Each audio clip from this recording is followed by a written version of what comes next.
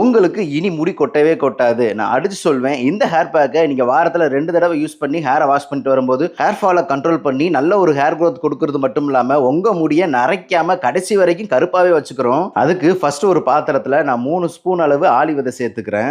அடுத்து பார்க்கறதுக்கு முன்னாடி நாளைக்கு காலையில 11 மணிக்கு நம்மளோட வெப்சைட்டான www.jagdishmeena.comல ஹேர் ஆயிலும், கோகனட் மில்க் ஷாம்புவும் ஆஃபர்ல வரப்போகுது. மறக்காம பை பண்ணிக்கங்க.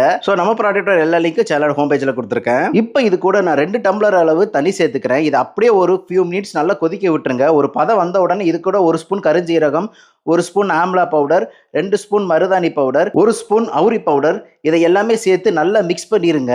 மிக்ஸ் பண்ணி விட்டுட்டு அதுக்கு பிறகு ஒரு ஃபியூ மினிட்ஸ் நல்லா கொதிக்கட்டும். இதுதான் பதம். இந்த பதம் வந்த உடனே ஒரு ஃபில்டர் வச்சு ஃபில்டர் பண்ணிருங்க. இப்போ ஒரு 1 ஆர் 2 ஹவர்ஸ் வந்து நல்லா ஆற விட்டுருங்க.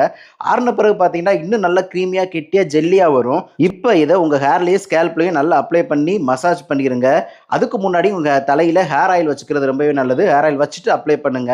அதுக்கு பிறகு ஒரு 20 மினிட்ஸ் கழிச்சு நீங்க ஷாம்பு யூஸ் பண்ணி மைல்டு ஷாம்பு யூஸ் பண்ணி ஹேரை வாஷ் பண்ணிட்டு வாங்க. சூப்பர் ரிசல்ட் கொடுக்கும்.